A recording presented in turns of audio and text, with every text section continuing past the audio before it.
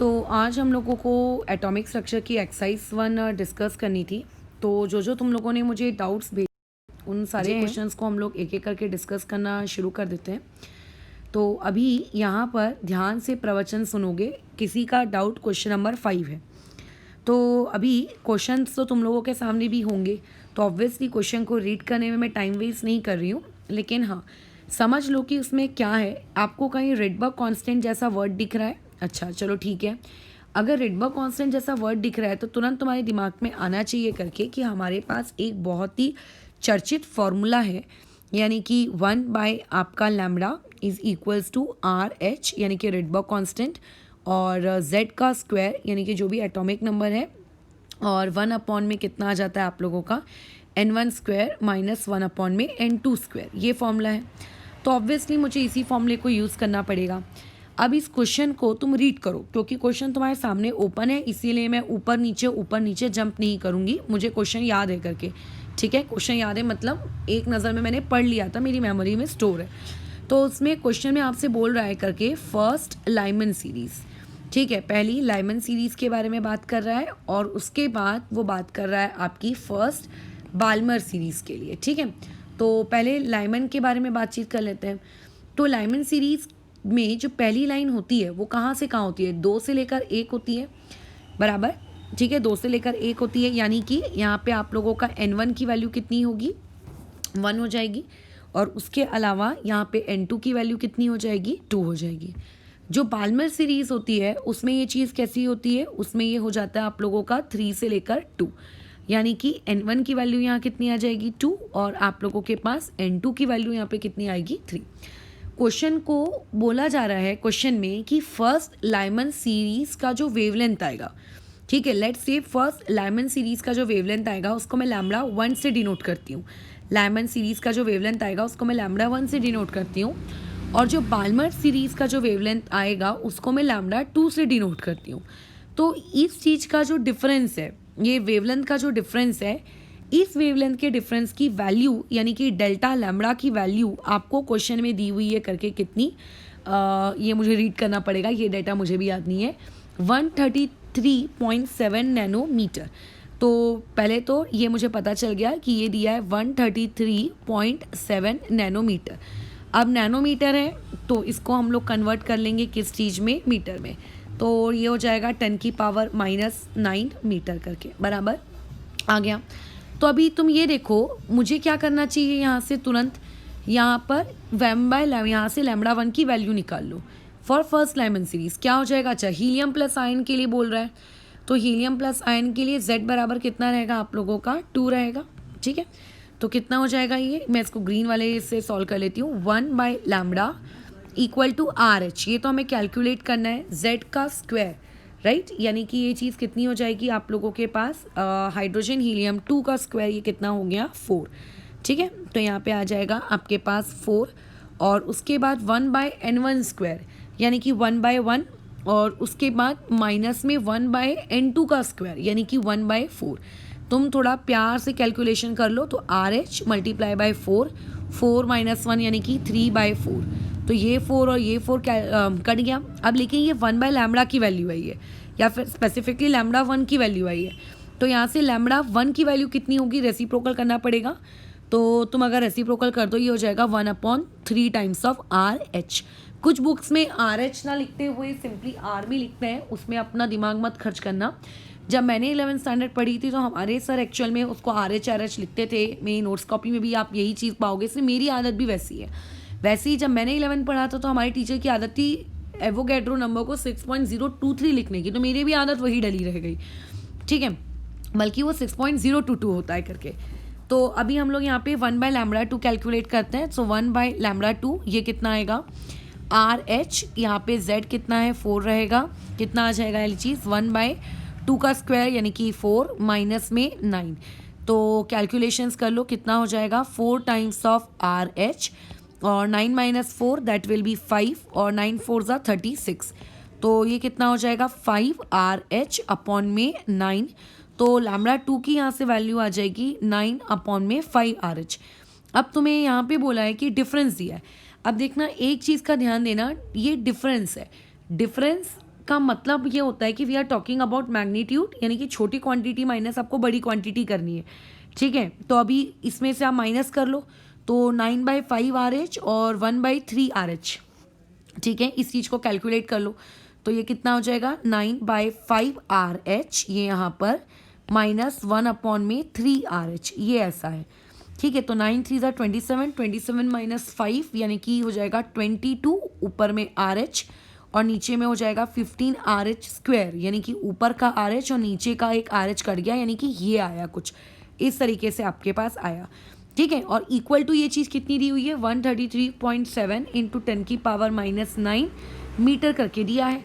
तो अब तुम्हें अगर RH कैलकुलेट करना है, यानी कि रिडबर्ग कांस्टेंट अगर कैलकुलेट करना है, तो 22 और अपॉन में कितना हो जाएगा 15 मल्टीप्लाई बाय ये कितना 133.7, इस 10⁻⁹ को मैं ऊपर शिफ्ट करती हूँ तो 10⁻⁹ बन जाएगा, ये इस तरीके से, ठीक है। अब तो देखो ये कैलकुलेशन है, मेरे हिसाब से तुम इसको सॉल्व कर लोगे, इसमें कोई तकलीफ नहीं आनी चाहिए। अच्छा, और लेट्स से अगर आती है तो मेरे हिसाब से अगर मैं इसका कैलकुलेशन कर रही होती तो मैं पहले इन दोनों को मल्टीप्लाई करती। अभी मैं अपना टाइम वेस्ट नहीं करूँगी मल्टीप्लिकेशन खेलने में, सो डायरेक्टली मैं कैलसी का यूज हूँ, बट याद रखना आपको पेपर देना है, तो पेपर में तुम लोगों की कैलकुलेशन में कमांड अच्छी होनी चाहिए। देखो कितना है 2005.5, तो ये हो गया 22। अच्छा, अब एक काम करते हैं, जो मेरी 9 की पावर है, एक मिनट पहले मैं इसको लिख लूँ नहीं तो मैं भूल जाऊँगी, ये लो। अच्छा, अभी 10 की पावर जो 9 है, अब ये कितना है 1000 है, ये है ना। तो एक काम करो, यहाँ पे 3 0 लगा दो और ये कितना हो जाएगा 10 की पावर 6। अब 22,000 को तुम 2005.5, इवन वो जो पॉइंट है उस पॉइंट को भी, एक मिनट रुको, इस पेज को हम लोग एक और ऐड कर लेते हैं, ऐड पेज, ठीक है। तो ये कितना हो जाएगा, देखो ये जो 0.5 है कितना हो जाएगा, आपने अगर पॉइंट यहाँ पे हटाया तो 10 की पावर -1, और वो 10 की पावर -1 ऊपर जाके आप लोगों का कितना हो जाने वाला है, ये 1 2 ये हो जाएगा 10 की पावर 1, यानी कि 10 की पावर से। अब देखो ये 22,000 है और ये 20,000 है, 20,000 5 रुपये, मैं पैसों के टर्म से बातचीत कर रही हूँ। तो 22,000 को जब तुम 20,000 से डिवाइड करोगे तो 1 पॉइंट कुछ आंसर आने की प्रोबेबिलिटी है। तो अब इसका डिवीजन कर लेना, जो भी आंसर आपका आएगा, और इनटू में 10 की पावर आपके पास यहाँ 7 रहेगा। क्वेश्चन में जो ऑप्शन दिया है उसके अकॉर्डिंग एडजस्ट कर लेना। अब चाहिए और बिना ऑप्शन वाला क्वेश्चन है यार ये तो, ठीक है। तो अभी आंसर आ जाएगा, तो मेरे हिसाब से देख लो, एक बार देख लेते हैं पीछे आंसर क्या आ रहा है। एक्सरसाइज 1 क्वेश्चन नंबर 5, आंसर की किधर है इसकी, ये रही। तो हाँ देखो 1 पॉइंट में कुछ आ रहा है और 10 की पावर 7, मेरा भी 10 की पावर 7 आ चुका है ना। तो मेरे हिसाब से तुम अब ये काम कर लोगे। तो मुझे लगता है यार इसमें कोई डाउट होना चाहिए, क्या करने लग गए ये, मतलब डाउट ऐसे सवालों का तुम्हारा आना ही नहीं चाहिए, ठीक है। कोई बात नहीं, पहली बार अटैम्प्ट कर रहे हो, लेकिन याद रखना चीज़ों को पहली बार भी ऐसे अटैम्प्ट करना कि जैसे उसका पोस्टमार्टम करने बैठे हो, बराबर, कि नहीं यार ये सवाल तो मुझे बनाना ही है। अब उसके लिए ये तुम लोग इतने जल्दी गिव अप क्यों कर जाओगे, क्योंकि 1 या 2 दिन पहले बना रहे हो। जैसे मैथ्स के सवालों को कैसे करते हो वैसे इसके भी सवालों को किया करो, बल्कि यही आपका स्कोरिंग सब्जेक्ट है। उसके बाद 1 से लेके 7 तक मुझे किसी ने डाउट नहीं भेजा है, लगे तो मैं एक बार चेक कर लेती हूँ, शायद मैंने मैसेज वगैरह ठीक से रीड नहीं किया हो, एक मिनट रुको। चलो, रोनित की तरफ से 1 to 15 कोई डाउट है ही नहीं, प्रियांशु ने डायरेक्ट 19 बोला है, और श्रेयन के इसमें भी और कोई डाउट नहीं है करके, ठीक है। तो फिर इसका मतलब 5 इसके बाद अब क्वेश्चन नंबर 9 और 10 डाउट में है, ठीक है। क्वेश्चन नंबर 9 और 10 भी देख लेते हैं। ये रहा आपका 9, मैं पहले ही टिक करके वैसे रखी हूँ। हाइड्रोजन एटम जो है उसको आपने इलेक्ट्रोमैग्नेटिक रेडिएशन 1028 एंगस्ट्रॉम का दिया है, मतलब यहाँ पे आपके पास लैम्डा की वैल्यू दी हुई है 1028 × 10 की पावर -10 मीटर, बराबर। अच्छा, and gives out induced radiations. अब इंड्यूस्ड रेडिएशंस का बाजू में उसने मीनिंग भी लिखवा दिया है, radiations emitted when electrons return to the ground state. Okay, calculate the, एक minute, hydrogen atom is expose to, आप लोगों का इलेक्ट्रोमैग्नेटिक रेडिएशन, मतलब हाइड्रोजन एटम रखा है और उस हाइड्रोजन एटम के ऊपर हम लोगों ने क्या किया, आप लोगों का इलेक्ट्रोमैग्नेटिक रेडिएशन करके फेंका है करके, ठीक है। अच्छा, तो अब उसमें क्या हो जाएगा करके, आप लोगों के पास जब मैं वो इलेक्ट्रोमैग्नेटिक रेडिएशंस उसको इस पर्टिकुलर वेवलेंथ का दूंगी तो इस वेवलेंथ का देने के बाद वो चीज़ कैसी हो जाएगी करके, कुछ उसमें से वो एब्जॉर्ब कर लेगा करके, और एब्जॉर्ब करने के बाद उसने एक सर्टेन एनर्जी के बाद उसने वो उसको रिटर्न आ रहा है। तो आपको एक इंड्यूस वेवलेंथ कैलकुलेट करनी है। चलो 2 मिनट सोच लेते हैं पहले इस बारे में कि इसको कैसे क्या अटेम्प्ट करना है। तो देखो, हाइड्रोजन बेचारा तो आपका एक सिंगल इलेक्ट्रॉन स्पीशीज है, ग्राउंड स्टेट से कूद कर कहाँ जा रहा है, कहीं भी गया हो। तो अब ये कंसेप्ट कौन सा है देख लेते हैं। फिलहाल हम लोगों के पास लैम्बडा निकालने के ऑप्शंस देखो क्या क्या है। C equal to lambda into nu, ये हम लोग पढ़ते हैं, बट इसमें ये कोई काम नहीं आएगा। क्यों काम नहीं आएगा इसमें करके, आप लोगों का तुम्हें भी पता है, फ्रीक्वेंसी दी नहीं है, कहाँ से काम आएगा। फिर उसके बाद एक नेक्स्ट कंसेप्ट होता है आपका E equal to H C by lambda, ये काम आ सकता है क्या करके। अच्छा, तो अब ये कैसे काम आएगा करके, ये भी सोचने वाली बात है।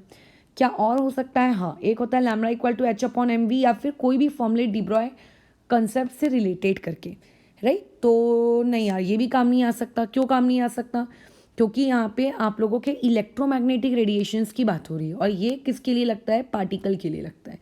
तो ये लगने वाला तो देखो, ये ई इक्वल टू आप लोगों का एच सी बाय लैम्बडा ही है करके, ठीक है, यही आपका यहाँ पे लगेगा करके। तो अब देख लेते हैं कि किस पर्टिकुलर की लगेगा। एक अच्छा क्वेश्चन है करके, एक calculate the lambda of induce radiation. ठीक है, देखती हूँ, रुको सोचने दो मुझे भी।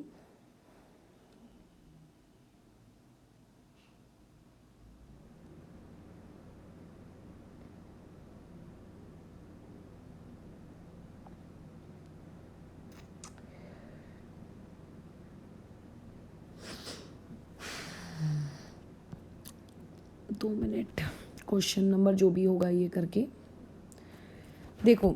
ई इक्वल टू अगर मैं एच सी बाय लैम्बडा को अगर लगाऊं, तो जब हम इलेक्ट्रोमैग्नेटिक रेडिएशन दे रहे थे, ठीक है, तो उस वक्त ऑब्वियसली हमें उस वक्त की आप लोगों को क्या दी हुई है करके, वेवलेंथ आप लोगों को दी हुई है, ठीक है। तो देख लेते हैं कितनी तुम लोगों को वेवलेंथ दी हुई है करके। तो कितना वेवलेंथ दिया हुआ है वहाँ पर, 1 मिनट, कहाँ गया क्वेश्चन, 2 मिनट, 1028 एंगस्ट्रॉम। अच्छा, अब मुझे याद आ रहा है कि मैंने तुम लोगों को ना एक फॉर्मूला बताया था कि अगर वेवलेंथ आपको एंगस्ट्रॉम में दी होती है तो एनर्जी डायरेक्टली निकाल सकते हो। उसमें ये equal to H C by lambda वगैरह करने की कोई झंझट नहीं होती है। 12400 डिवाइडेड बाय लैम्बडा, याद आ रहा होगा शायद तुम लोगों को ये फॉर्मूला। नहीं याद आ रहा होगा तो वीडियो को वापस से देख लेना या फिर नोट्स कॉपी रिवाइज कर लेना करके, ठीक है। देखो, मुझे भी याद नहीं है क्योंकि मैंने अपना एग्जाम दे दिया और मेरे को जितने रिविजन्स करने थे वो मैं कर चुकी हूँ, ठीक है। तो मेरे को यहाँ तक याद आ रहा है, E equal to 12400 by lambda, जहाँ पे लैम्बडा होना चाहिए एंगस्ट्रॉम में, यही था आपका कंसेप्ट, ऐसी कुछ था। अच्छा, तो अभी यहाँ से जो एनर्जी निकल के आएगी वो इलेक्ट्रोवोल्ट में निकल के आएगी अगर मैं ये वाला कंसेप्ट यूज़ करती हूँ तो, ठीक है। तो अभी यहाँ पर आप लोगों के पास लैम्बडा कितना दिया है, लेट्स चेक आउट।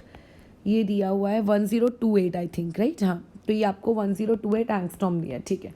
अगर हम इन दोनों को डिवाइड कर देते हैं तो डिवाइड करने से होगा क्या, तुम्हें एनर्जी पता चल जाएगी कि उसके पास कितनी है। ओके, चेक कर लेते हैं, 12400 और डिवाइडेड बाय ये वाली चीज़ कितनी हो जाएगी, 1028, यानी कि 12.06, ठीक है। तो ये आ गया एनर्जी, उसके पास इनिशियल एनर्जी जो हमने उसको दी वो कितनी है, 12.06 की एनर्जी उस हाइड्रोजन एटम को दी जा रही है।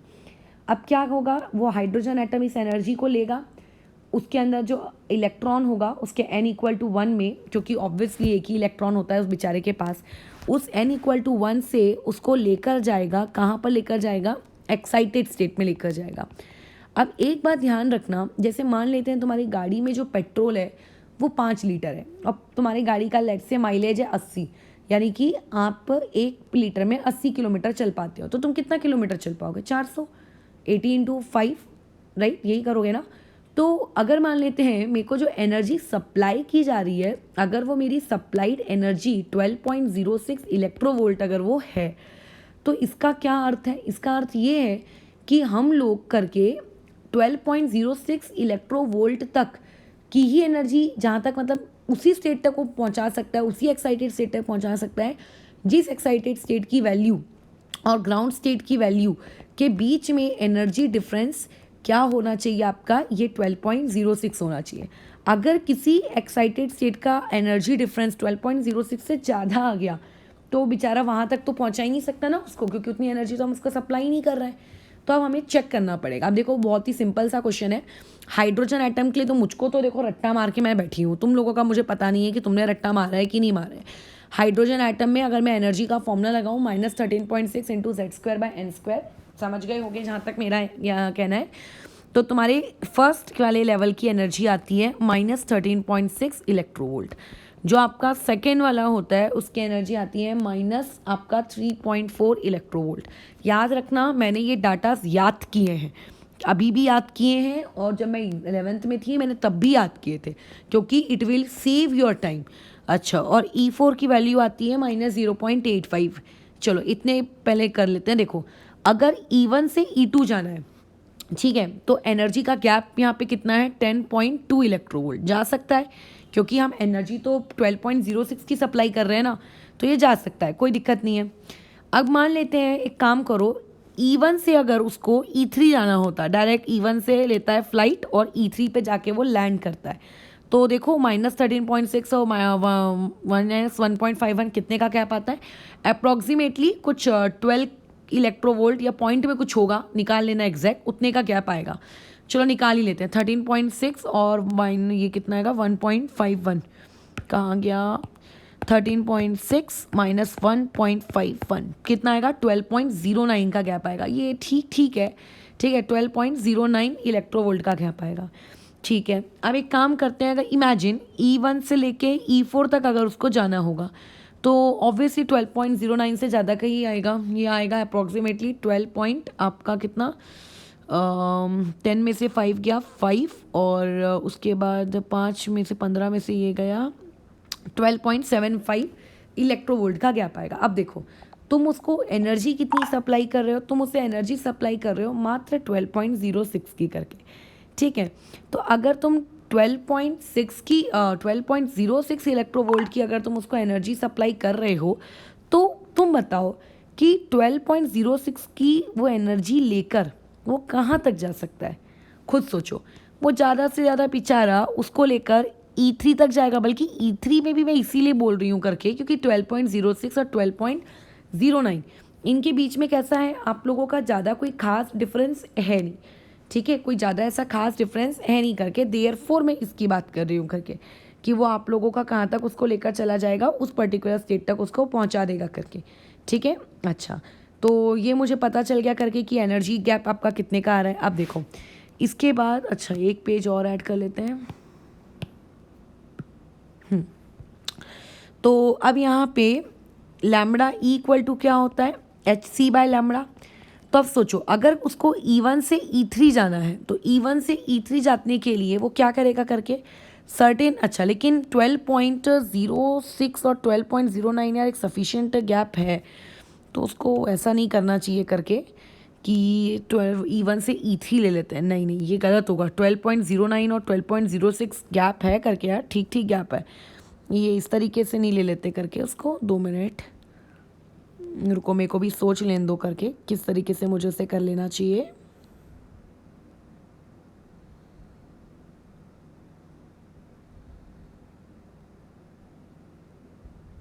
नहीं वो ठीक है, तुम उतना डिफरेंस ले सकते हो करके, ठीक है, क्योंकि वो इसीलिए मैं ले सकती हूँ क्योंकि 1 to कहाँ गया वाला फॉर्मूला 40, कई बुक्स में इसको 1 to 402 कुछ लेते हैं, तो उतना गैप एरर चलता है करके, ठीक है, उसको ले लो। फोटो इलेक्ट्रिक इफेक्ट होता तो मत लेना, ठीक है। तो E=hc/लैम्बडा ये वाला फॉर्मूले में हम आ जाते हैं करके, ठीक है। इस फॉर्मूले को मैं ऐसा भी तो लिख सकती हूँ E=डेल्टा E=hc, ठीक है, बाय आप लोगों का क्या आ जाएगा करके लैम्बडा।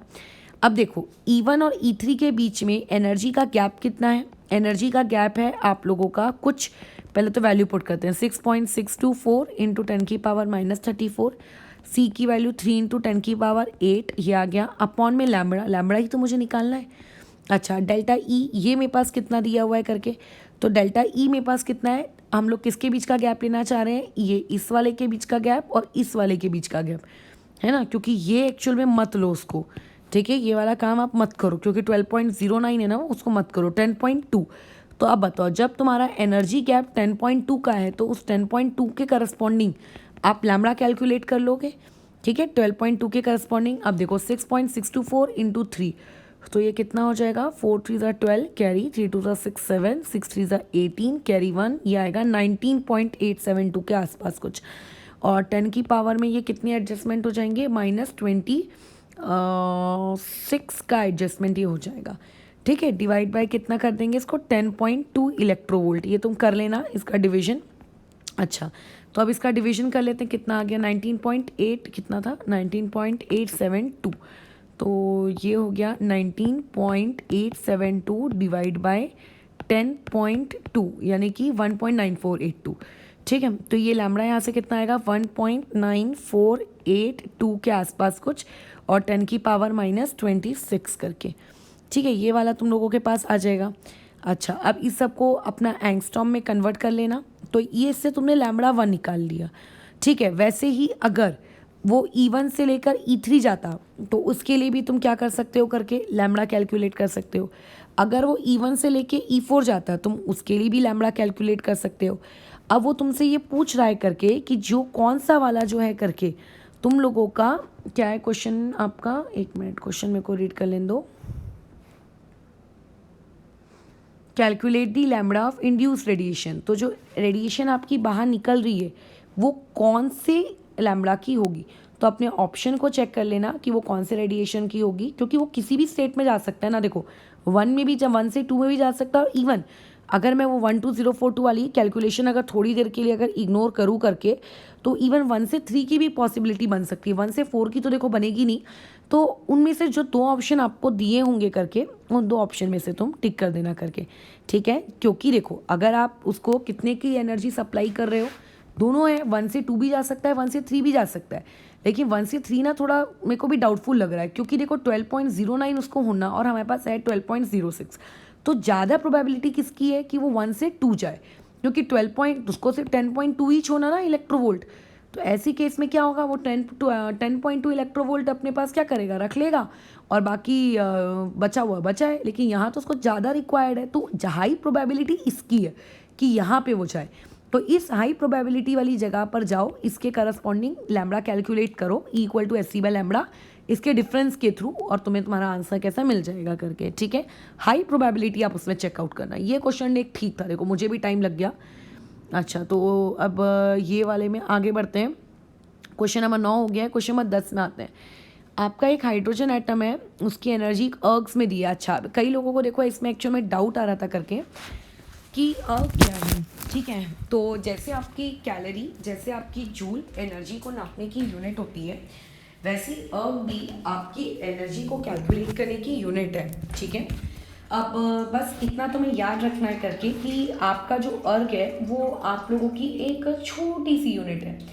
अभी देखते हैं एनर्जी आपको अर्ग में दी है E1, हमने जो फॉर्मूला नहीं -13.6 इंटू Z²/N², उससे तुम्हारी एनर्जी जो भी आती थी वो फॉर्मूला, तो उसमें अपने नोट्स में ये फॉर्मूला भी इंक्लूड कर लेना कि कल को अगर तुम्हें पेपर में क्वेश्चन डायरेक्ट अर्ग में पूछा जाता है तो पहले जूल में निकाल कर फिर उसको अर्ग में कन्वर्ट करने से अच्छा है ये फॉर्मूला अगर तुम माउथ टिप अपने याद रख पाओ तो। नहीं याद रख पाओ तो फिर कन्वर्जन कर लेना करके, उसमें क्या जाता है, लेकिन आप उस चीज़ को अगर रट लोगे तो ज़्यादा अच्छा होगा करके, ठीक है। लेकिन अगर नहीं रट पाते हो तो कन्वर्जन याद रखो। कन्वर्जन में लिखवा देती हूँ, जो आपका 1 अर्ग होता है वो 10 की पावर -7 जूल के बराबर होता है करके, बराबर। ये है आप लोगों का कन्वर्जन फैक्टर। अब देखो तुम्हें एनर्जी दी हुई है, ठीक है, दी हुई है हाइड्रोजन एटम, यानी कि Z = 1। क्या बोल रहा है करके, calculate the energy required to remove an electron completely from n = 2 orbit. n = 2 orbit से आपको एक इलेक्ट्रॉन को पूरी तरीके से उखाड़ के फेंकना है, ठीक है, निकाल देंगे। तो what is the largest wavelength in centimetre of light that can be use to cause this transition. अरे यार ये तो ईजी सवाल था। तुम्हें पहले n = 2, जैसे मान लेते हैं एक कॉपी की कीमत 50 रुपये, तुम दुकानदार से बोलोगे भैया 30 रुपये में दे दो ना, वो देगा क्या, क्यों नहीं देगा, क्यों, वो बोलेगा ना कीमत फिक्स है, इतना आप दो, सामान यहाँ से लेकर जाओ। तो हर ऑर्बिट की एक सर्टेन एनर्जी वहाँ पे उनकी क्या होती है करके फिक्स होती है, उस सर्टेन एनर्जी से वो लोग क्या करते हैं, ज़्यादा एनर्जी अगर आप उनको दोगे तो वो बोलेंगे नहीं करके हमें 5 इलेक्ट्रोवोल्ट चाहिए, आप 5 इलेक्ट्रोवोल्ट दो और इलेक्ट्रॉन लेकर जाओ। तो पहले तो आप ये पता लगाओ करके कि आपके पास n=2 में एनर्जी होना है कितनी। तो कैसे निकालेंगे E2 की एनर्जी, यही बस फॉर्मूला दिया हुआ है, वहाँ पे n=2 मैंने पुट कर दिया, तो ये n=2 यानी कि 4 कैंसिलेशन कर लेते हैं। तो ये कितना आएगा, 4 5 20, 1 कैरी हो जाएगा, तो 4 4 16, 1 अगेन कैरी हो जाएगा। चलो जान दो 2 डेसिमल तक कौन लेकर जाए, -12 अर्ग। इतनी एनर्जी आपके किस में है करके बताओ, ये आप लोगों के E2 में है। अब वो बोल रहा है करके कि मेरे को इतनी एनर्जी होना, ये इतनी एनर्जी मेरे ऑर्बिट के अंदर है, इसमें है, यानी कि मेरे इलेक्ट्रॉन्स में है। तुम अगर उस इलेक्ट्रॉन को उखाड़ कर लेकर जाना चाहते हो तो तुम्हें इतनी एनर्जी सप्लाई करनी पड़ेगी, ठीक है। तुम्हें इतनी ही अमाउंट की एनर्जी क्या करनी पड़ेगी, सप्लाई करनी पड़ेगी। जब तुम इतनी ही अमाउंट की एनर्जी सप्लाई करोगे तब वो क्या बोलेगा करके, लो लेकर जाओ मेरा एक इलेक्ट्रॉन, ठीक है। अब पहले तो हम इसको कन्वर्ट कर लेते हैं जूल में। क्यों इसको जूल में कन्वर्ट कर रहे हैं, क्योंकि हम जो फॉर्मूला लगाते हैं ना लैम्बडा के लिए, E=hc/λ, ठीक है, वहाँ पे वो जूल में रहना उसके लिए बेटर है, क्योंकि h की वैल्यू जो होती है प्लैंक कांस्टेंट वो जूल में होता है उसका यूनिट, इसीलिए। तो क्या हो जाएगा यहाँ पे, ये -5.4 तो रहेगा और इनटू में 10⁻⁻12 और ऊपर में -7, मैंने ऐसा तुम्हें बोला है, ठीक है। तो ये कितना हो जाएगा आप लोगों का, -12 और -7 यानी कि 19, ठीक है। कोई तकलीफ तो नहीं है यहाँ पर। अच्छा, तो ये जूल में आ गई एनर्जी। अब मुझे नेक्स्ट पेज को यूज़ नहीं करती हूँ मैं, यहीं पे इसका सोल्यूशन कर देती हूँ, ठीक है। ठग से कॉपी कर लेना। अब इतनी एनर्जी आपको उसको देनी पड़ेगी, तो दे दो। क्या जाता है, E=hc/λ, ठीक है। E की जगह क्या पुट करोगे, 5.4 × 10⁻⁻19, माइनस में नहीं पुट करने का। क्यों, क्योंकि माइनस साइन वहाँ पे सिर्फ और सिर्फ उसका कुछ इम्प्लाइज करता है, वो मैं ऑलरेडी तुम्हें बता चुकी हूँ वीडियो में कि माइनस साइन वहाँ क्या इम्प्लाइज करता है। H की वैल्यू 6.624 × 10⁻⁻ कितना 34, C की वैल्यू 3 × 10⁸। अभी हमने पीछे ही मल्टीप्लिकेशन किया था इस कैलकुलेशन का, यहाँ 10⁻26 आ जाता है और यहाँ पे कुछ 19 पॉइंट आता है, एक मिनट देख ही लेते हैं। ये देखो 19.872, ठीक है। इसको याद रख लेना करके, बार बार तुम्हें कैलकुलेशन करने से बचोगे।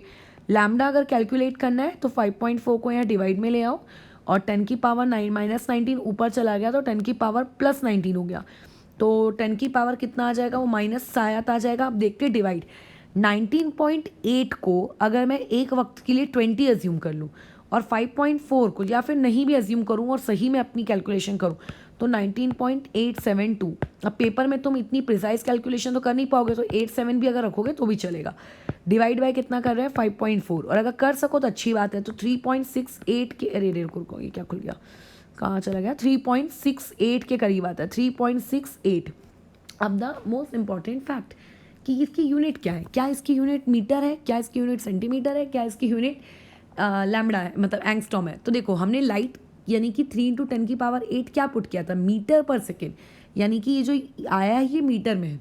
अब तुम्हें अगर इसको सेंटीमीटर में कन्वर्ट करना है तो क्या करोगे, मल्टीप्लाई बाय 100, यानी कि answer will be 3.68 × 10⁻⁻5 centimetre. This will be your answer, ठीक है। तो 10th क्वेश्चन है, आंसर देख लेते हैं एक बार करके। अच्छा, तो ये वाली चीज़ देखो कितनी आ जाती है आप लोगों के पास, एक मिनट, ये रहा। कौन सा क्वेश्चन था, 2 मिनट रुको, इसका स्क्रीनशॉट ही ले लेते हैं। बार बार पीछे पलटने से बेटर ऑप्शन है, ठीक है। ठीक है, अभी हम जहाँ काम कर रहे थे उस जगह पे आते हैं। कहाँ गया, एक मिनट।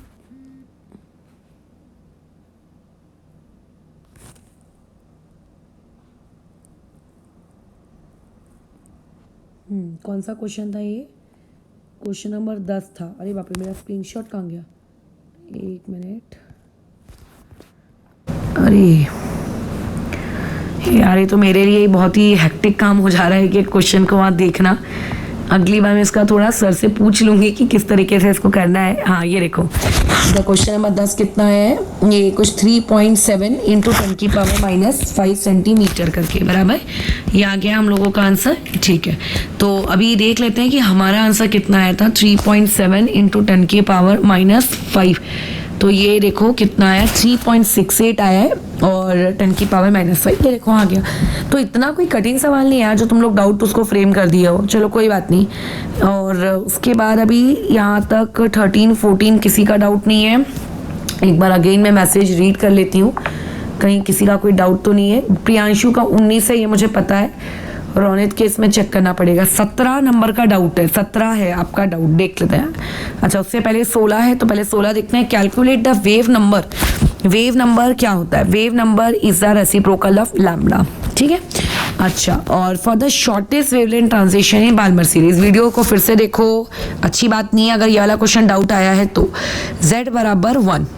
बाल्मर सीरीज क्या होती है? Lyman Balmer. लाइमन बाल्मर मतलब चाहे गिरेगा वो कहीं से भी, लेकिन उसके लिए n1 की वैल्यू हमेशा कितनी रहेगी? 2 बराबर सर। उसके लिए आपके n1 की वैल्यू कितनी रहेगी? हमेशा 2।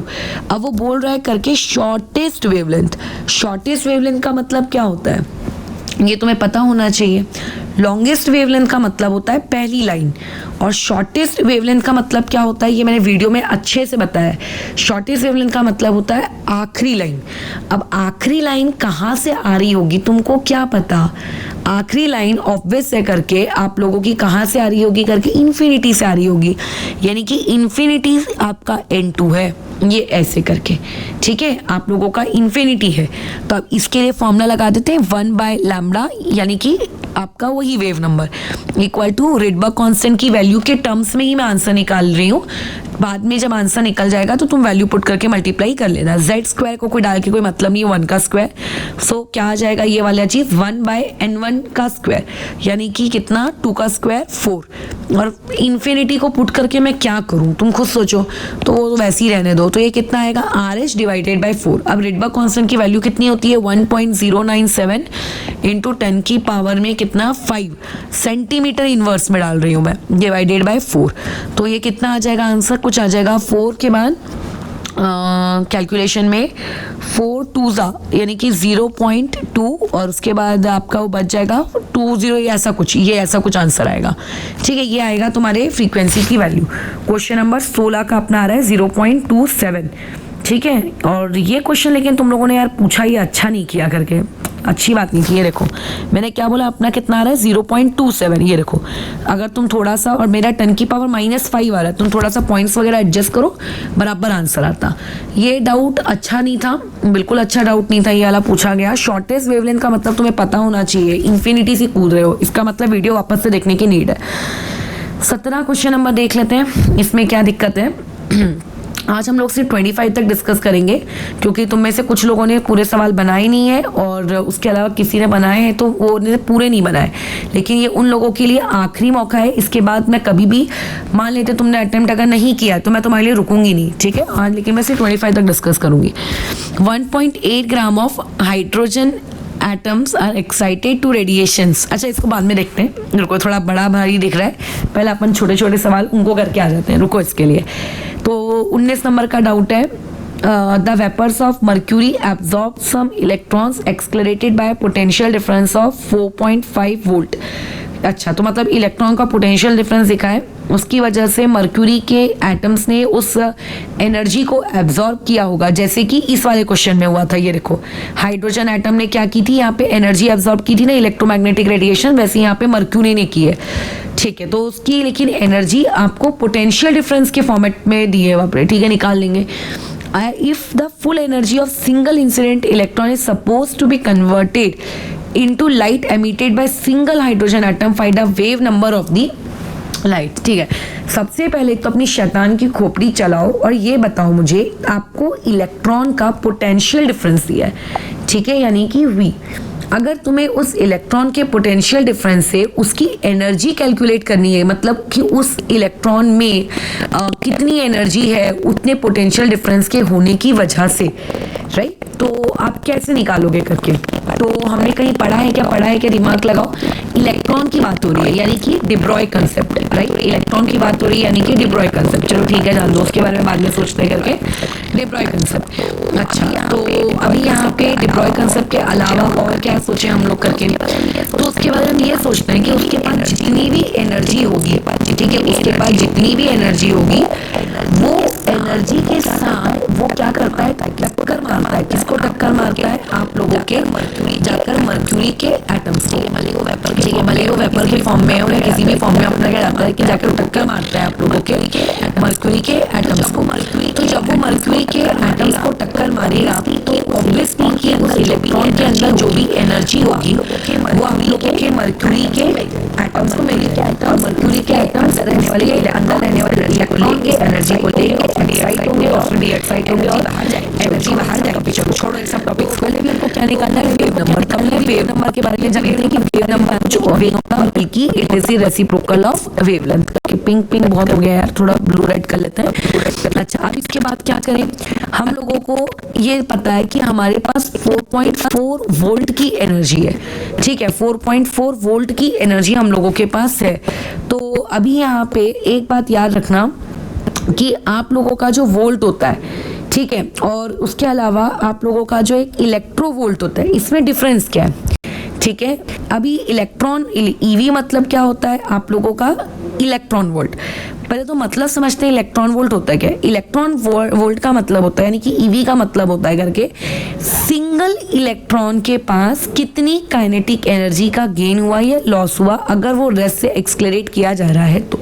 यानी कि if I am talking about a single electron, ठीक है, single electron, then volt and electrovolt are equal. I can take them it as, मैं उसको ले सकती हूँ ऐसा, ठीक है। ये कल ही मेरे को श्रेयन ने पूछा था करके, बट मेरे को उस वक्त सवाल नहीं पता था तो मैंने उसको जवाब दिया था कि नहीं सेम नहीं होता है, लेकिन अगर सिंगल इलेक्ट्रॉन की बात कर रहे हो तो ऑब्वियसली आप उसको वहाँ पे सेम आप उसको ले सकते हो करके। तो यानी कि यहाँ पे एनर्जी जो है आपको 4.4 वोल्ट्स की जगह आप उसको 4.5 इलेक्ट्रोवोल्ट्स ये ले सकते हो, ठीक है। यहाँ तक ये चीज़ क्लियर है, 4.5 इलेक्ट्रोवोल्ट ले सकते हैं। अभी फॉर्मूला क्या होता है इसका बताओ हम लोगों को। तो इतना तो दिमाग आ गया है कि यहाँ पे डिब्रॉय का कंसेप्ट लगाना है। क्यों डिब्रॉय का कंसेप्ट लगाना है? बिकॉज आप लोग टॉपिक इलेक्ट्रॉन के बारे में बात करो, या फिर इसको इस तरीके से भी किया जा सकता है, एनर्जी इक्वल टू, अभी जो मैंने लगाया था 12400, तो 12400 की जगह एक सिंगल जीरो लगाओ और लैम्बडा रखो, लेकिन लैम्बडा किस में रहेगा? नैनोमीटर में, ठीक है। तो देखो ये कितना हो जाएगा? 1240, लैम्बडा तो मुझे पता नहीं है करके, लेकिन एनर्जी मेरे पास 4.5 है। सो कैलकुलेशंस कर लेते हैं। 1240 कहाँ गया? ये रहा 1240 डिवाइडेड बाय कितना? 4.5, तो 275.5 लैम्बडा आपके नैनोमीटर में आ गया है। नैनोमीटर में 275.5 करके के आसपास ये आ गया आपका लैम्बडा नैनोमीटर में। बाद में लगे तो तुम मीटर में कैलकुलेट कर लेना। यानी कि जो इलेक्ट्रॉन आप लोगों का आके टक्कर मारा उसने, ठीक है, उसने जो आके आप लोगों को तब, एक मिनट कहीं कैलकुलेशन एरर तो नहीं हुई ना? नहीं, उसने आके जो टक्कर आप लोगों को मारी उससे इतनी लैम्बडा, उसकी जो एनर्जी थी उस एनर्जी के करस्पॉन्डिंग इतना लैम्बडा बनता है। अब देखो क्या बोल रहा है, if the full energy of single electron is suppose to be converted into light, सारी की सारी एनर्जी विदाउट एनी लॉस और विदाउट एनी गेन आपकी कन्वर्ट हो गई है लाइट में। मतलब ये जो इलेक्ट्रॉन की एनर्जी थी, ये अब यही एनर्जी आपकी किसकी हो गई है? लाइट की। अब अगर तुम्हें लाइट की, यानी कि लाइट के अंदर के फोटॉन्स की अगर तुम्हें एनर्जी दी जाए तो तुम क्या उस एनर्जी के मदद से, देखो मैं ये वाला फॉर्मूला क्यों लगा रही हूँ। अच्छा, अब इसमें कई लोगों को ये भी डाउट आएगा कि मैडम आप तो डिब्रॉय कंसेप्ट के बारे में बात करो लेकिन फॉर्मूला आप लगा रहे हो ई इक्वल ये वाला क्या कहते हैं 1240 अपॉन क्या नाम है लैम्बडा वाला। तो मैं उन लोगों को बता दूं करके, क्योंकि बाद में वो लाइट में कन्वर्ट हो रहा है ना, तो इसीलिए मैं ये लगा पा रही हूँ। अब मैंने लैम्बडा निकाल के रखा है। क्वेश्चन में तो मुझसे वेव नंबर पूछा है, तो लैम्बडा और वेव नंबर एक दूसरे के रेसिप्रोकल होते हैं। सो वेव नंबर निकालने के लिए मुझे इस लैम्बडा का रेसिप्रोकल करना पड़ेगा। हे भगवान, तो 1 डिवाइडेड बाय 275, 1 डिवाइडेड बाय 275.5 यानी कि 0.003629। अच्छा, 0.003629 ये आएगा। अब ये नैनोमीटर इनवर्स बनेगी इसकी यूनिट। अब क्वेश्चन में तुम ऑप्शन में देखना, अगर तुम्हें यूनिट सेंटीमीटर इनवर्स में पूछा है, मीटर इनवर्स में पूछा है, अब ठीक है अपनी आंसर की देखना और उसके अकॉर्डिंग इसको एडजस्ट कर लेना। तो ये था तुम लोगों का क्वेश्चन नंबर 19। तो अपना आंसर है 0.0036। तो देखो इसने 0 पॉइंट अपना कितना है 0.0036, तो देखो ये भी उतना आ रहा है और उसने आंसर मीटर में रिपोर्ट किया है, मैंने आंसर नैनोमीटर में रिपोर्ट किया है। तो तुम अपने ऑप्शन के अकॉर्डिंग उसको ठीक कर लेना, ठीक है। तो क्वेश्चन नंबर 19 ये बाबा प्रियांशु तुम्हारा भी डाउट था, तो ये मेरे हिसाब से अब सॉर्ट आउट हो गया है। तो मैं इस चीज को अभी यहाँ पे मिटा नहीं रही हूँ क्योंकि मैं इसकी पीडीएफ शेयर करूंगी। अब क्वेश्चन नंबर 20 भी किसी का डाउट है तो उसको मैं यहाँ सॉल्व कर देती हूँ, क्योंकि 21 किसी का डाउट नहीं है। If the average life time of an excited state of a hydrogen atom is of the order 10 की पावर -8 सेकेंड। अच्छा ठीक है। Estimate how many orbits an electron make when it is in the state n = 2। How many orbits an electron make, ठीक है, when it is in the state n = 2 and before it suffer a transition to n = 1 state. अरे बाप रे। सवाल बोला जा रहा है कि आपको एक एवरेज लाइफ टाइम किसी भी एक्साइटेड स्टेट में किसी भी हाइड्रोजन एटम में उसके अंदर इलेक्ट्रॉन के रहने की 10 की पावर -8 सेकेंड्स है। मतलब वो 10 की पावर -8 सेकेंड से ज़्यादा वो वहाँ पे रह नहीं सकता, उसके बाद करके वो आपका मर जाएगा। Estimate how many orbits an electron make. How many orbits an electron make का देखो यहाँ से उसका सारांश कुछ इस प्रकार से होगा करके कि कितने वो कंप्लीट रिवॉल्यूशन वो ले पाता है अगर वो n = 2 स्टेट में रखा जाए उसको तो। और n = 1 स्टेट में मतलब इनडायरेक्टली वो कहना चाह रहा है कि अगर आपको टाइम हम देंगे t = -8 सेकेंड्स तो t = -8 सेकेंड्स में वो कितने रिवॉल्यूशन कर लेगा, how many revolutions can be done, ठीक है, complete revolutions can be done for n = 2। ये उसके पूछने का तुमसे मतलब है करके, बस और कुछ नहीं है। तो अभी ये छोटा सा मेरे हिसाब से 10th के लेवल का भी सवाल है, तुम लोग अगर 10th में भी इसको करना चाहते तो आराम से बना लेते करके। नंबर ऑफ रिवॉल्यूशंस आपको याद होगा कैसे हम लोग निकालते हैं, एक कंसेप्ट का यहाँ पे प्रयोग करते हैं। रुको मेरे को भी सोच लेने दो थोड़ा सा, दिमाग रुको रुको रुको रुको। मेरे दिमाग में ऐसा भी आ रहा है जैसे हम लोगों को 10th क्लास में वो सब सवाल नहीं होते थे जिसमें हमें वो टायर का दिया रहता था और टायर के लिए हम लोग क्या क्या करते रहते थे पगले समान कि टोटल डिस्टेंस इतना और एक टायर का डिस्टेंस इतना, है ना, याद आ रहा है। चलो लेकिन वो यहाँ पे ठीक नहीं होगा।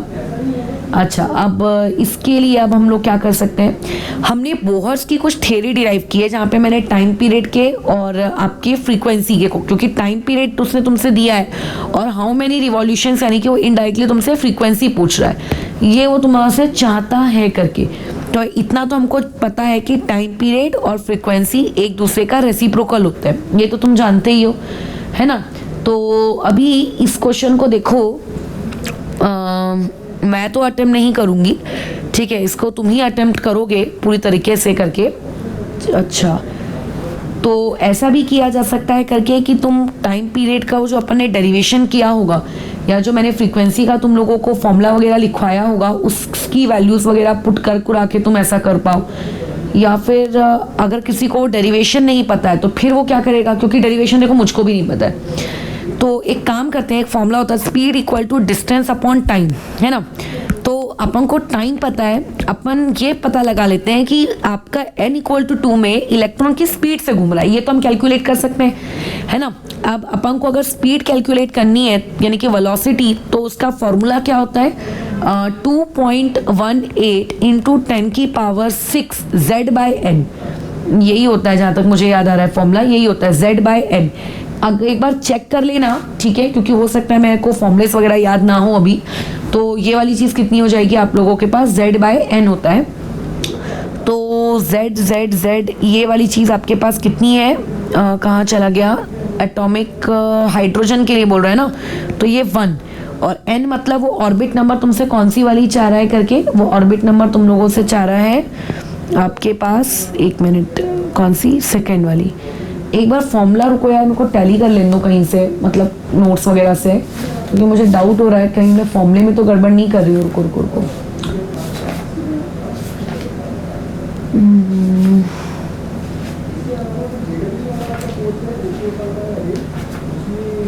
दो मिनट रुको यार, शीट देखनी पड़ेगी एक्चुअल में, मिनट दो।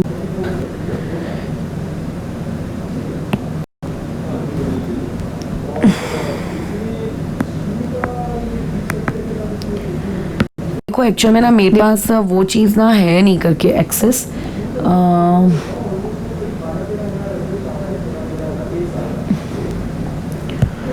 2.180 तो थी उसका, 2 मिनट रुको,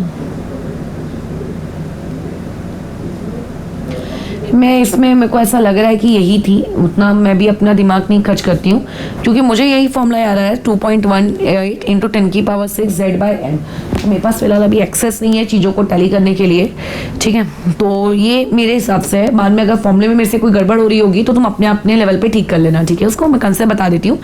तो इतनी स्पीड उसकी n = 2 में होगी, यानी कि अपने पास स्पीड आ जाएगी 1.09 इंटू 10⁶ मीटर/सेकेंड। अब देखो सारी फिजिक्स है, स्पीड इक्वल टू कितना होता है, डिस्टेंस अपॉन टाइम। अच्छा, अब मुझे उसके पास मुझे ये पता है करके मुझे उसकी स्पीड पता है। अच्छा, अब डिस्टेंस मतलब वो कितना अपना ट्रैवल कर रही है, तो अब वो कितना ट्रैवल कर रही है इस बारे में भी सोचना पड़ेगा।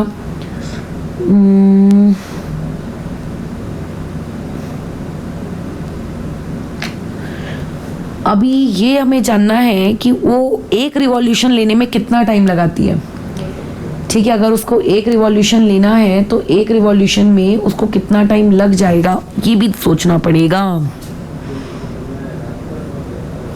रुको, सोचने दो मुझे भी अब फिर से।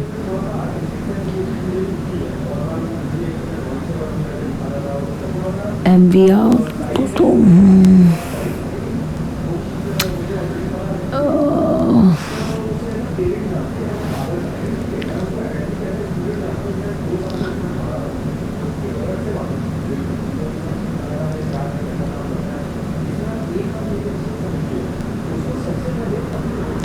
देखो, जो उसमें ऑलरेडी मैं जिस पे स्टिक थी ना, वो अपना 10th का कंसेप्ट वो मैं उसी के अकॉर्डिंग करती हूँ, ठीक है। मैं इसमें जाने की नीड नहीं है, रुक जाओ। देखो, सवाल मैं भी पहली बार ही अटेम्प्ट कर रही हूँ, ऐसा नहीं है कि मैं 50 सालों से ये करवाती जा रही हूँ या नहीं। तुम्हें करवाने मतलब तुम्हारे डाउट्स देखने से पहले मैं उस चीज़ को रट्टा मार के बैठी हूँ करके कि अच्छा ये ऐसे कर लो। तुम्हारे सामने ही मैं पहली बार सवाल देखी हूँ, तुमसे मैंने मंगवाया, तुरंत उसको सॉल्व करने बैठी हूँ मैं। तो इसीलिए ऑब्वियसली मेरे को भी टाइम लग रहा है क्योंकि मैं फ्लो में नहीं हूँ। लेकिन हाँ, मैं इतना श्योर हूँ कि जब मैं 11th में थी तो मैं इतना अटकट की नहीं होती थी, मेरे से बिल्कुल नहीं होती थी, क्योंकि मेरे को सिर्फ केमिस्ट्री में ही अच्छे मार्क्स आते थे और ज़्यादा से ज़्यादा थोड़े बहुत मैथ्स से। फिजिक्स में तो मेरे पूरी डब्बा गुल थी। तो अभी देखो जरा, इसीलिए शायद अभी भी मैं डब्बा गुली हूँ। तो स्पीड इक्वल टू देखो डिस्टेंस अपॉन टाइम है, स्पीड तो हम लोग निकाल चुके हैं। काम करते हैं, अगर हम लोग n = 2 ऑर्बिट में है तो n = 2 ऑर्बिट के लिए आप रेडियस कैलकुलेट करो। रेडियस का फॉर्मूला होता है 0.529 इंटू n²/z। ये मुझे रटा है। तो हम लोग इसमें है 4 में, तो ये कितना आएगा, 9 4 36, कैरी 3, 4 2 8 और 9 10 11, ऊपर 1, 4 5 20 और 1 और ये 2.116, ठीक है। तो कितना आ जाएगा आप लोगों के पास, 2.116। यहाँ पर ये आ गया तुम लोगों के पास रेडियस करके, ठीक है। अच्छा, अब रेडियस के साथ मैं क्या करूँगी, अब सोचो, खुद अपना दिमाग लगाओ कि आप लोगों के पास अगर वही बचपन का formula speed equal to distance upon time, distance क्या है, रेडियस के बराबर तो होगा नहीं, डिस्टेंस सरकमफरेंस के बराबर होगा 2πr के। तो ये r की वैल्यू यहाँ पुट कर देना, ठीक है। अच्छा, उसके बाद टाइम पुट करेंगे क्या, नहीं टाइम मत पुट करना क्योंकि वो एक रिवॉल्यूशन का टाइम नहीं है ना, वो तो टोटल टाइम है, इसलिए टाइम मत पुट करना। एक रिवॉल्यूशन में उसकी स्पीड होगी इतनी, तो यहाँ पे ये स्पीड की वैल्यू पुट कर देना, ठीक है, ये वाली चीज़। अब इससे जब तुम कैलकुलेशन करोगे तो तुम्हें तुम्हारी क्या मिल जाएगा, टाइम मिल जाएगा कि एक रिवॉल्यूशन को कितना टाइम लगता है। फिर तुम ये पता लगा लेना कि 10⁻⁻8 रिवॉल्यूशन में कितना टाइम लगता है करके, बस खत्म। ईजी है करके, और तो इसमें कुछ कठिनाई नहीं, ठीक है। मेरे हिसाब से दिमाग में घुस रहा होगा कि मैं क्या बोल रही हूँ। लगे तो मैं फिर से एक बार क्लियर तरीके से लिख कर सिखा देती हूँ, अगर कंफ्यूजन हो रहा है तो। जो अपन अपना 10th का लॉजिक लगा रहे थे ना, वो सही था, कुछ अलग थलग मैंने करने की सोची तो उसमें मुँह की खाई हूँ। देखो क्या है अपने पास, speed equal to distance upon time. Distance क्या होता है, अच्छा, time equal to distance upon speed. एक रिवॉल्यूशन का डिस्टेंस यानी कि is equivalent to 1 circumference is divided by speed. तो अभी स्पीड मुझे कितनी दी हुई है, 1.09 10⁶। तो 1.09 10⁶ मीटर/सेकेंड। याद रखना, मेरी जो कहते हैं आप लोगों का ये है स्पीड, वो मीटर में है। तो ठीक है, आप लोगों के पास अब आ जाते हैं हम लोग डिस्टेंस में। डिस्टेंस के लिए मुझे 2π, तो चलो ठीक है, मुझे क्या चाहिए होगा वहाँ पे, आप लोगों का रेडियस चाहिए होगा। तो रेडियस मेरे को मैंने ऊपर निकाला है, कैसे, रेडियस का फॉर्मूला होता है 0.529 इंटू में कितना आप लोगों का n²/z। तो उस फॉर्मूले में n की वैल्यू मैंने मात्र वहाँ पे 2 पुट की, ठीक है। अच्छा, अब वहाँ पे मैंने जब वैल्यू वहाँ पे 2 पुट कर दी है 0.529 और आप लोगों का n स्क्वायर बाय z, तो वहाँ से मेरे पास आप लोगों का रेडियस निकल कर आ गया।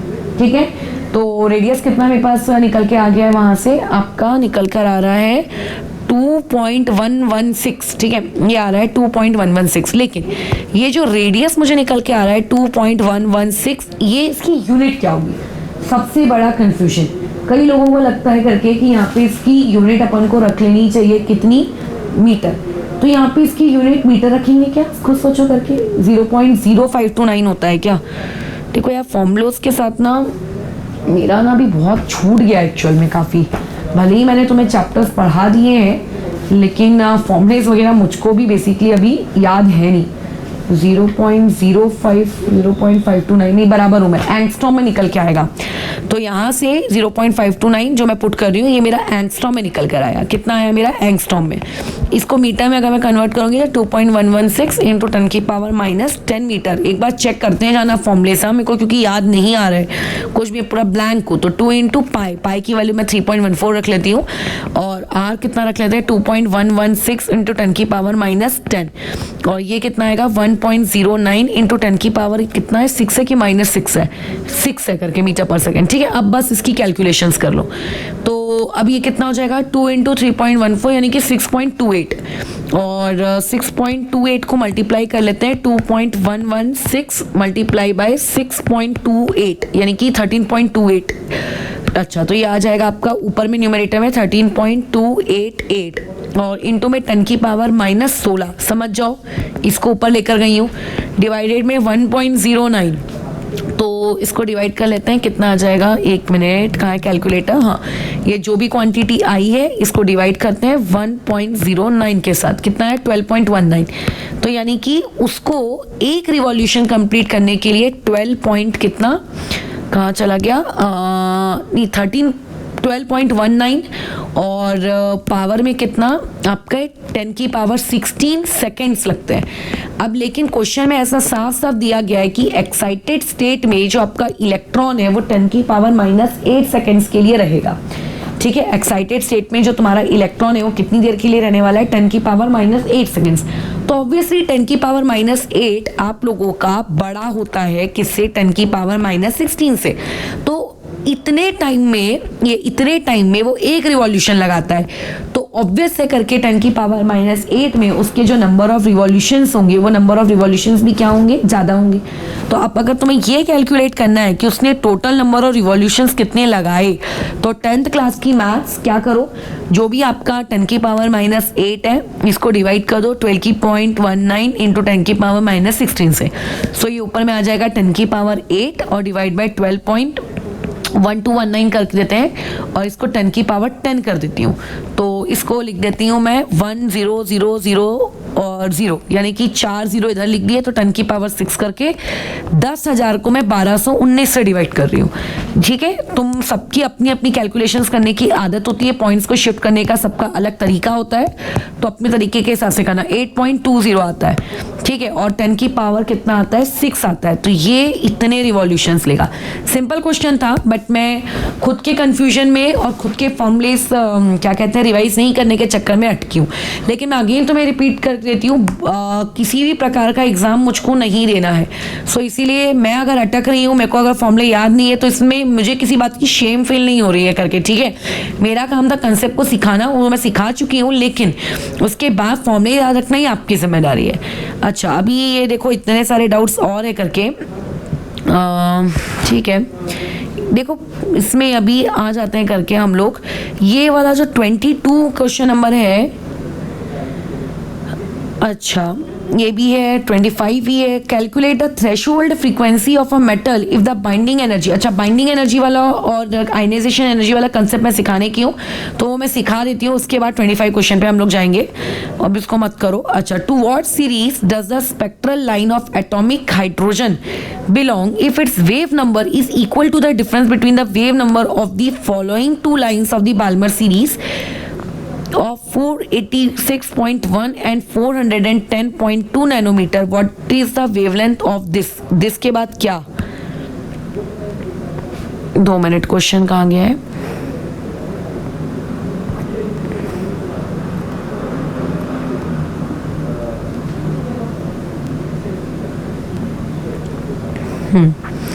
To what series does a spectral line of atomic hydrogen का वेवलेंथ ऑफ दिस। इसमें क्या अंडा आ गया है तुम लोगों का? ठीक है, देख लेते हैं, 2 minute.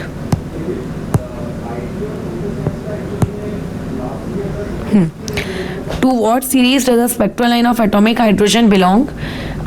If its wave number is equal to the difference between the wave number of the following two lines of the Balmer series.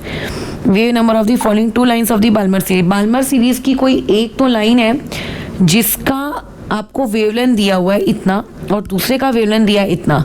अगर तुम्हें वेवलेंथ पता है तो तुम उसके रेसिप्रोकल से क्या निकाल सकते हो? उसका वेव नंबर निकाल सकते हो। ठीक है, चलो ये वाला काम हम कर लेते हैं।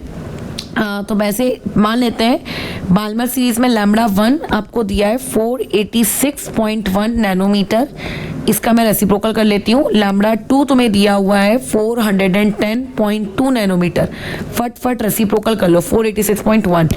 ठीक है, तो अरे 2 मिनट, हाँ कितना हो जाएगा? 1 डिवाइडेड बाय 486.1 कितना आया? 0.002 और 05, 0.00205 नैनोमीटर है। यानी कि कितना रहा होगा करके वो 10 की पावर -9, तो ऊपर जाके 10 की पावर 9, ये ऐसा। तो ये अभी आ गया है आपके नैनोमीटर में। ठीक है, ये आपकी वेव नंबर आ गई है, ये नैनोमीटर इनवर्स। वैसे ही इसका भी रेसिप्रोकल करो। 41 कितना है? 410.2। तो कहाँ गया कैल्सी? ये रहा। तो 1 डिवाइडेड बाय 410 एक मिनट, इसको हटाओ 0.2, यानी कि 0.00243। ज़्यादा डिफरेंस नहीं है, मतलब थोड़ा कैलकुलेशन में सावधान हो जाना करके। जब ऐसा ज़्यादा आपको डिफरेंस नहीं दिखता है ना, तब सावधान हो जाया करो। 10 की पावर 9 नैनोमीटर इनवर्स। मुझे वेव नंबर पता चल गया। ठीक है, वेव नंबर पता चल गया। अब वो बोल रहा है कि जो नई वाली स्पेक्ट्रल लाइन है, उस नई वाली स्पेक्ट्रल लाइन का जो वेव नंबर है वो इन दोनों वेव नंबर के डिफरेंस के बराबर है। ठीक है, चलो ठीक है, यानी कि पहले तो इनका डिफरेंस कैलकुलेट कर लो। तो 10 की पावर 9 तो कॉमन आ जाएगा, इसको कॉमन निकाल लेती हूँ मैं। तो 0.00205 और उसको 243 से मुझे माइनस करना है। तो 243 में से अगर मैं 205 अगर ये वाली चीज़ माइनस कर दूँ, मैं किसी भी प्रकार का एरर नहीं करना है हमको। ठीक है, कैलकुलेशन में थोड़ा सतर्क रहना। तो कितना आ जाएगा? 0.00243 माइनस 0.00205, तो 0 पॉइंट आ जाएगा आपका 000 और 38। ये उस नई वाली स्पेक्ट्रल लाइन का क्या है? आपका वेव नंबर है। अब तुम्हें उस नई वाली स्पेक्ट्रल लाइन का वेव नंबर है, बस तुम्हें ये पता लगाना है करके कि व्हाट क्या लिखा है यहाँ पे। ये question, to what series does the spectral line of atomic hydrogen belong. ये किस सीरीज पे ये वाली आपको वेव नंबर मिलती होगी, किस सीरीज के लिए? तो what series does the spectral line, आपका ये बताना है। और what is the wavelength of this. तो ऊपर में जो ये वेवलेंथ बोली गई है, इनकी तो हम लोगों ने देखो वेवलेंथ तो एक्चुअल में कैलकुलेट कर ली। अब हमें पूछ रहा है करके कि किसके लिए बिलोंग करती होगी। तो एक काम करते हैं, हम लोगों को रिडबर्ग कांस्टेंट वाला फॉर्मूला तो पता है। क्या होता है formula? Wave number equals to Rydberg constant times of Z square. Hydrogen है तो कोई मतलब नहीं है, 1/n1 square minus 1/n2 square, ये है। ठीक है, अच्छा वेव नंबर की वैल्यू यहाँ मुझे दी हुई है, कितनी दी हुई है? इसको अगर मैं ऐसा लिख दूँ 3.8, तो यानी कि मैं कितने डेसिमल शिफ्ट कर रही हूँ? 10 की पावर -4, तो ये हो जाएगा 10 की पावर 5। ये मैंने लिख दिया। इनटू में यहाँ पर आप लोगों का रिडबर्ग कांस्टेंट। अच्छा याद रखना, ये नैनोमीटर में है मेरी वैल्यू, ये मेरी वैल्यू नैनोमीटर इनवर्स में है। तो अगर मैं इसको मीटर में कन्वर्ट कर लेती हूँ, ये वैल्यू मेरी नैनोमीटर में थी, अगर मैं इसको मीटर में कन्वर्ट कर लेती तो 486.1 10 की पावर -9 कितना है? ये आप लोगों का मीटर है। ठीक है, और उसके बाद ये भी हाँ मीटर में आ गई है। चलो ठीक है, तो अब यहाँ पे ये कर लिया हम लोगों ने, मुझे ये पता चल गई ये करके कि ये वैल्यू आ गई। अब आगे क्या करूँ मैं करके, उनको सोचने दो।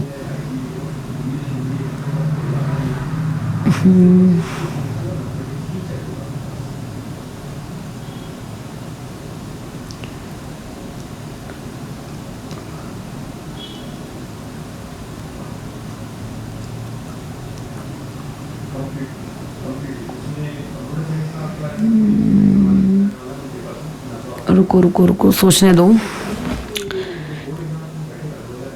ऊपर में लिखा है if the wave number is equal to the difference between the wave number of the following two lines of the Balmer series. Balmer series के ये वेव नंबर्स हैं। अब बाल्मर सीरीज में मुझे इतना तो पता रहता है करके कि वो आपका टपकने वाला है वो 2 पर, कहाँ से टपक रहा है वो N2 वगैरह हम लोगों का ढूंढने का काम होगा। ठीक है, वो तो मैं निकाल लूँगी करके, उसमें तो कोई दिक्कत नहीं है। 2 मिनट रुक जाते हैं। इतना ना फालतू कॉम्प्लिकेटेड कैलकुलेशंस कौन करे। रुको,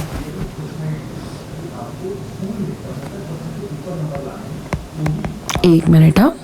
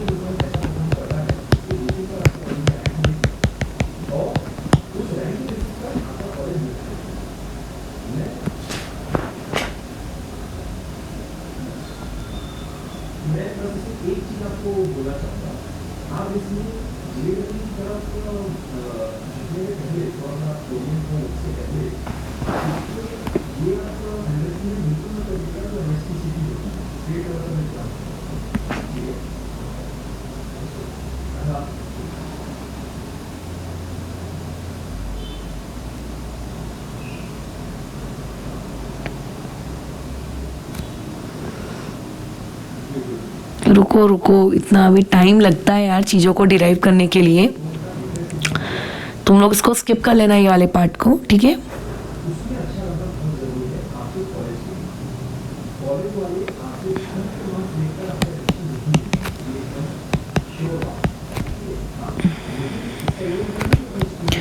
बाल्मर सीरीज है यानी कि 2 का स्क्वायर 4 होगा, है ना। और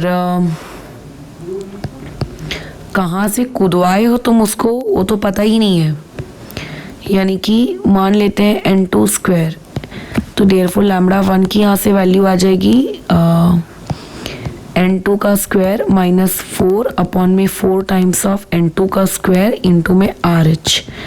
वैसे ही लैम्बडा 2 की वैल्यू आ जाएगी, उसको मैं ले लेती हूँ N3 का स्क्वायर माइनस में 4 अपॉन में 4 टाइम्स ऑफ N3 का स्क्वायर इंटू में RH। ठीक है, अब चलो मिल गया, मुझे रास्ता मिल गया है। अब मैं तुम्हें समझा देती हूँ बस उस चीज़ को। RH कैंसिल आउट करो और 4 कैंसिल आउट करो, तो यानी कि lambda 1 by lambda 2 is nothing but N2 का स्क्वायर माइनस 4 अपॉन में आपके N2 3 का स्क्वायर माइनस 4 इंटू में N3 का स्क्वायर बाय N2 का स्क्वायर। तो अगर मैं लैम्बडा 1 लैम्बडा 2 वहाँ पुट कर देती हूँ, अच्छा, तो lambda 1 into lambda 1 by lambda 2, तो लैम्बडा 1 की वैल्यू पूरी उसके टर्म्स में आ जाएगी। एक पेज थोड़ा डिराइव कर ही लेते हैं ना, ऐड पेज। तो लैम्बडा 1 इंटू लैम्बडा 2, तो लैम्बडा 1 कितना है,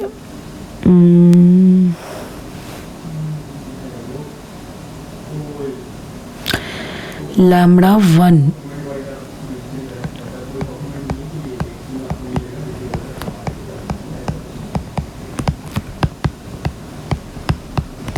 चलो इस क्वेश्चन को पूरा डेरिवेशन मुझे तुम्हें बताने की नीड नहीं है, मैं इसमें सीधी से तुम्हें हिंट बता देती हूँ। बहुत ही सिंपल सा पार्ट है। देखो, इस क्वेश्चन को डिराइव करने के लिए मुझे काफ़ी वक्त लग गया, बट इस क्वेश्चन की एक बहुत ही बेसिक ट्रिक है। वो क्या करो, आपको 486.1 आपको नैनोमीटर दिया है, ठीक है।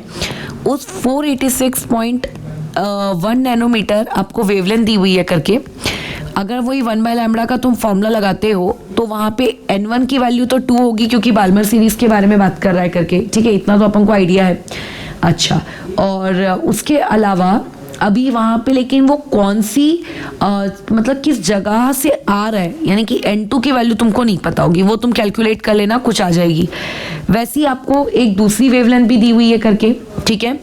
उस दूसरी वेवलेंथ के करस्पॉन्डिंग, जैसे वो दूसरी वेवलेंथ कितनी दी हुई है 410.2 नैनोमीटर, उसके करस्पॉन्डिंगली वो भी बाल्मर की है, तो उसके लिए भी n1 तो उतना ही रहेगा, बट उसके लिए उसका n2 अलग होगा क्योंकि वेवलेंथ अलग है। तो तुम क्या कर सकते हो करके वहां जाकर आप निकाल सकते हो उस पर्टिकुलर n2 की वैल्यू। तो इस तरीके से तुम्हें पहले वाले का n1 n2 पता चल जाएगा, दूसरे वाले का n1 n2 पता चल जाएगा, ठीक है। तो अब यहाँ पर मैं तुम्हें बहुत ही प्यारी सी चीज़ बताती हूँ कि जब भी वाला क्वेश्चन तुम्हें ऐसा दिखे कि आपकी जो न्यू वाली फ्रीक्वेंसी है वो किसी दो पुरानी फ्रीक्वेंसी के डिफरेंस के बराबर है, अगर ये वाला कंसेप्ट दिखे तो समझ जाना कि आपका जो ट्रांजिशन हो रहा है वो ट्रांजिशन यहाँ से यहाँ हो रहा है। यानी कि अगर मान लेते हैं ऊपर वाले n2 की वैल्यू आई 3, मान लेते हैं नीचे वाले n2 की वैल्यू आई 5, तो ट्रांजिशन हो रहा है 5 से लेकर 3, ये वाली चीज़, ये ऐसा रहेगा करके, ठीक है। और फिर 5 से लेके 3 हो रहा है तो फिर 3 पे आ रहा है, मतलब कौन सी सीरीज होगी, लाइमन बाल्मर पाश्चन, ये ऐसे ऐसे। तो इस क्वेश्चन को तुम्हें पूरा इतना दिमाग खर्च करने की जरूरत ही नहीं है, पूरा डिराइव करने की नीड ही नहीं है। इसका शॉर्ट ट्रिक है, दोनों नैनो लैम्ब्डास के करस्पॉन्डिंग उनकी क्या निकाल लो, n2 की वैल्यू निकाल लो, वो जो n2 की वैल्यू होगी वही उसका ट्रांजिशन होगा, ठीक है, बड़े से छोटे की तरफ। लेकिन इसकी कंडीशन ये होनी चाहिए कि आप लोगों का जो डिफरेंस होता है वेव नंबर का वो इक्वल आना चाहिए, किसके, आपके वो जो बचे हुए दो वेव नंबर्स हैं उनके। तो इस तरीके से अब मेरे हिसाब से तुम कैलकुलेट कर लोगे तो करके निकाल लेना। अच्छा, और उसके बाद क्या बोल रहा है करके, एक स्टेशनरी हीलियम प्लस आयन है, एक मिनट, हाँ स्टेशनरी हीलियम प्लस आयन है, हीलियम प्लस मतलब Z बराबर 2, emitted a photon, ठीक है, corresponding to a first line of Lyman series, यानी कि n1 की वैल्यू वहाँ पे 1 है और n2 की वैल्यू वहाँ 2 है। The photon liberated a photoelectron from a stationary hydrogen atom in ground state। अच्छा, यानी कि हीलियम प्लस के अंदर से जो फोटोन निकला था वो फोटोन जाकर टकराया आप लोगों के किससे, एक हाइड्रोजन एटम से। और जब वो हाइड्रोजन एटम से टकराया, जैसे अभी कुछ देर पहले भी हमने ऊपर वाला क्वेश्चन किया था, तो उसने उसके इलेक्ट्रॉन को एक्साइट किया, ठीक है, और एक्साइट करने के बाद ऑब्वियसली वो डी एक्साइट तो हुआ ही होगा करके। लेकिन तुमसे क्वेश्चन में ये पूछा जा रहा है कि जब वो photo electron, what is the velocity of photo electron, यानी कि हाइड्रोजन के अंदर से जो इलेक्ट्रॉन निकला, ठीक है, वो इस इलेक्ट्रॉन की आप वेलोसिटी बताओ। अरे बाप रे, ठीक है। तो अभी Z बराबर 2 पता है, लाइमन सीरीज मुझे पता है कि वो corresponds to a first Lyman series. तो यानी कि मैं इससे क्या बता सकती हूँ, इससे मैं ये बता सकती हूँ कि वो जो फोटोन है उस फोटोन की वेवलेंथ कितनी है, ये मैं कैलकुलेट कर सकती हूँ, है ना। 1/λ equal to RH times of Z square, 1/1 का स्क्वायर और 1/2 का स्क्वायर 4। ये देखो Z पता है, वो आ जाएगा 2 का स्क्वायर 4, RH पता है। तो इससे मुझे वो जो आप लोगों का फोटोन निकल रहा है उस फोटोन की मुझे क्या पता चल जाएगी करके, एनर्जी पता चल जाएगी करके, कि वो जो फोटोन बाहर भाग कर गया उस फोटोन की एनर्जी मेरे पास कितनी है, बराबर उस फोटोन की एनर्जी मेरे पास कितनी है, मुझको ये पता चल जाएगा। अच्छा, ठीक है। अब उसके बाद फिर क्या करेंगे, निकाल लेते हैं करके, पहले तो क्या करेंगे करके उसको बाद में सोचते हैं, निकाल लेते हैं। तो 4 - 1 ये आएगा 3/4 और नीचे का 4 और ये 4 कट जाएगा और 1/λ की वैल्यू आएगी 1/3 times of Rydberg constant, sorry lambda की वैल्यू आएगी 1/r3, 3r। तो इसको पहले पेज ऐड करवा लेते हैं, ये यहाँ पर, ठीक है। यानी कि वो जो आप लोगों का फोटोन निकला उस फोटोन की एनर्जी जो थी वो कितनी है, 1/3 टाइम्स ऑफ रिडबर्ग कांस्टेंट है। क्लियर। अच्छा, अब क्या होगा, अब ये जाके फोटोन महाराज आपके टक्कर मारे हैं, किसको टक्कर मारे हैं, आपके एक हाइड्रोजन एटम को जो कि ग्राउंड स्टेट में था, ठीक है, जो कि पहले से क्या है आप लोगों के ग्राउंड स्टेट में है। तो अगर वो पहले से ग्राउंड स्टेट में है तो उस ग्राउंड स्टेट में भी उसकी क्या होगी करके, कुछ ना कुछ एनर्जी होगी, है ना। -13.6 इंटू Z²/n² हम उसकी एनर्जी कैलकुलेट कर सकते हैं उस पर्टिकुलर चीज से करके। तो तुम वहां पे उसकी एनर्जी कैलकुलेट कर लियो, ठीक है, आपने उसकी एनर्जी लेट से कैलकुलेट कर ली कि जो हाइड्रोजन एटम आप लोगों के ग्राउंड स्टेट में है उसकी एनर्जी होगी -13.6 और इंटू में कितना आप लोगों का वो क्या कहते हैं Z², ठीक है, कितना आ जाएगा आप लोगों का Z² तो 1 ही है क्योंकि हाइड्रोजन एटम है अपॉन ग्राउंड से, तो ये आ जाएगा इलेक्ट्रोवोल्ट, ठीक है। अब लेकर ये एनर्जी इलेक्ट्रोवोल्ट में, ठीक है, इसको तुम कन्वर्ट कर लेने का किसमें, जूल में, कर लोगे इतना काम, है ना।